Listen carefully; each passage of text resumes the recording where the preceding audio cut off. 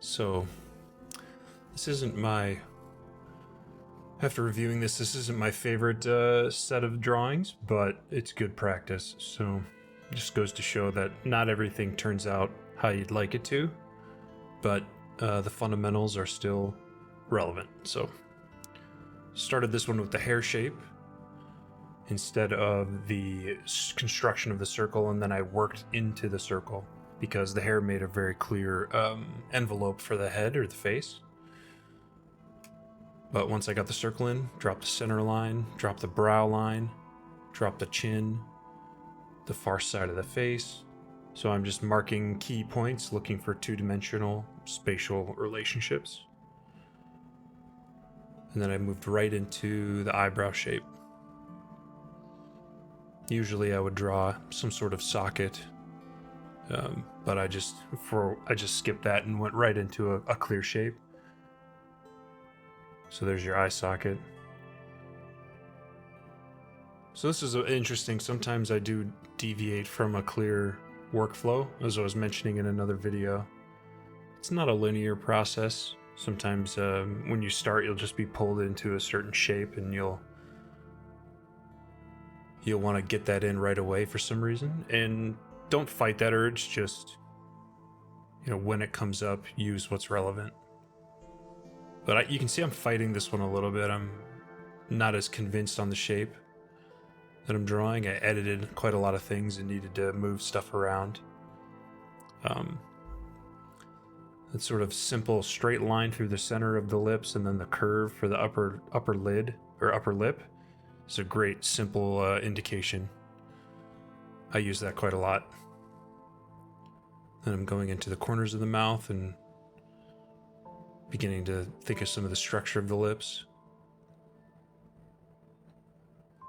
But again, these are 4 or 5 minute drawings, very quick. The node of the corner of the mouth, that sort of muscle area where all the tendons of the mouth attach to control it, so creates a little a deep occlusion shadow. And so I've sort of worked my way down the right side of the face through the lips and the chin, and then I'm working my way to the main eye. I didn't like how this turned out. It looks a little wonky. I think the lips are slightly off. And that's to be expected, Every day is different. I think the nose structure is fairly accurate. And then the brow. Yep, and then I just move straight into a simple value shape for the eye, as I usually do.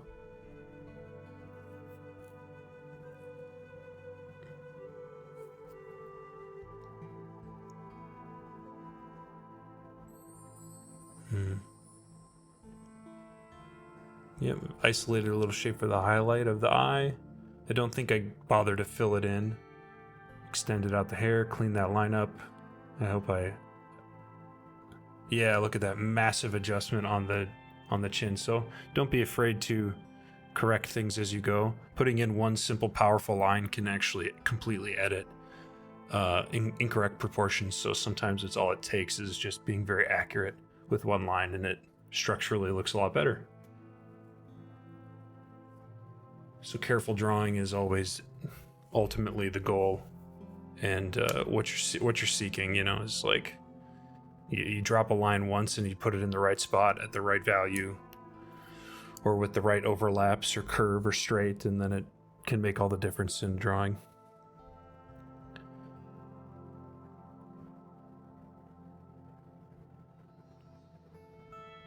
This one, I think it's straight on, could be slight down tilt.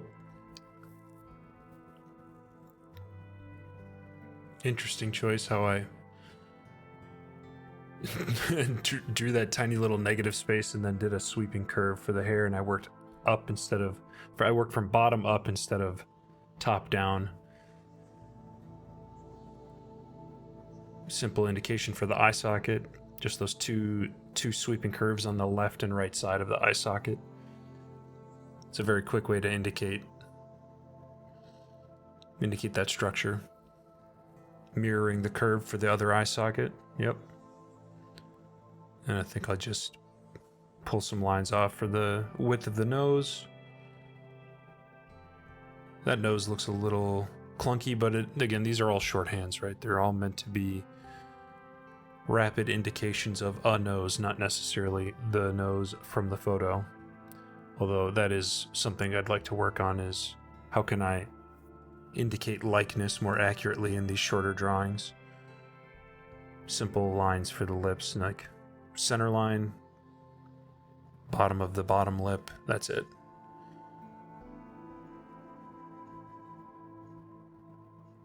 And then now I think I'm just, go right into the layering of the shadow, the shape that the upper lip makes. It's okay. It's a little messy, a little clunky.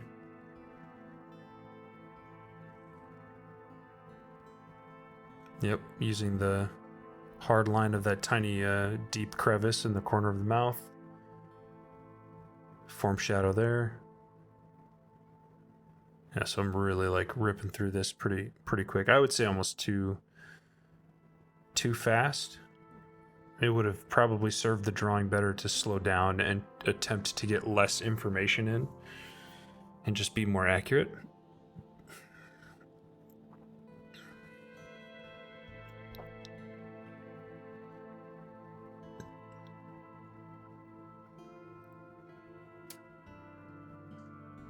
Yeah, that one's pretty messy, pretty sloppy. Not a fan of that, but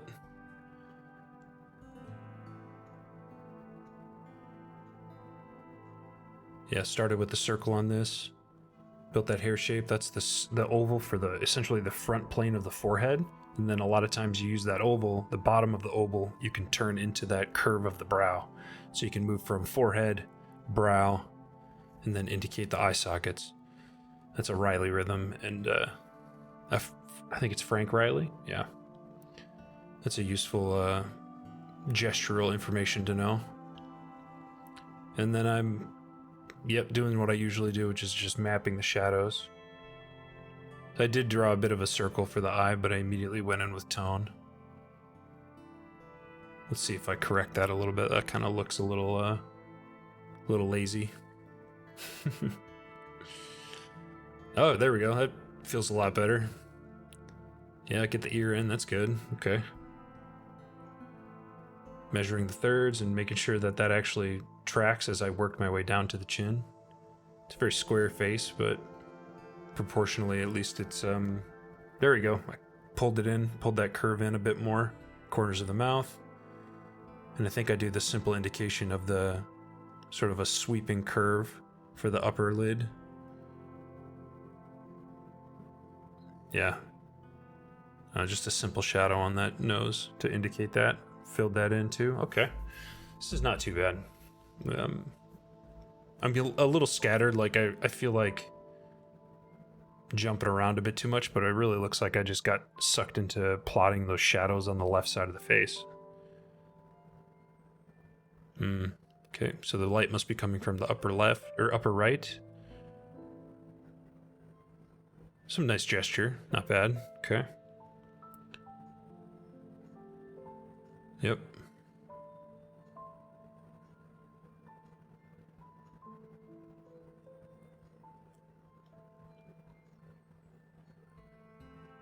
Yeah, just tone, super simple tone, okay. I'm so happy I filled that pupil in. That was driving me crazy. So, just, it's so funny. I do recommend this if you do draw and you don't have to show anyone, but just recording yourself, you can find so much value in reviewing aspects that you liked and bringing more emphasis to the things you're doing unconsciously. So really, it's such a useful thing. You can review your drawings after by looking at the finished drawing, but watching your process and tweaking it and seeing, oh, it would have been better to do this or whatever it is, right? You can sort of review the image and find a different approach. It can be very valuable. I've only recently started really filming myself drawing a lot. I recommend it.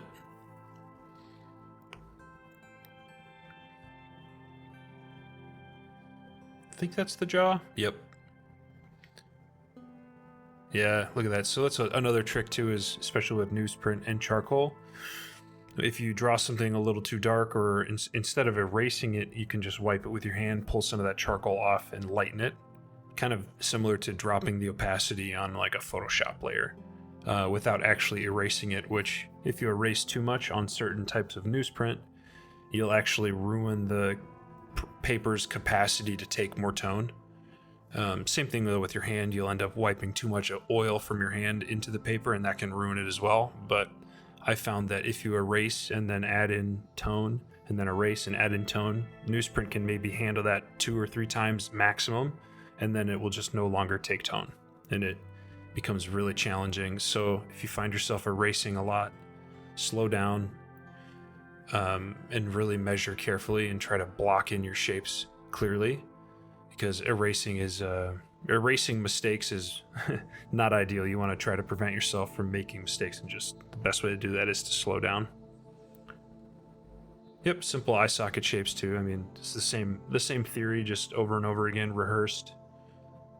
Doesn't need to look perfect, just needs to look like a feminine portrait or a masculine portrait, depending on your reference, right? 5-minute drawings are all about structure and rapid indication.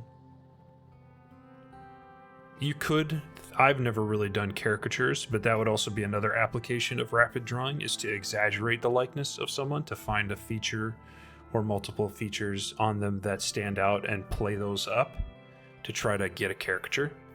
Caricature artists are experts at simplifying and clarifying and exaggerating shapes. It's all pure shape design. So although you may not want to be a caricature artist, looking at how they emphasize certain things above other things they have to be masters of the portrait to a certain degree to be able to do that properly. So it's worth checking those guys out as well.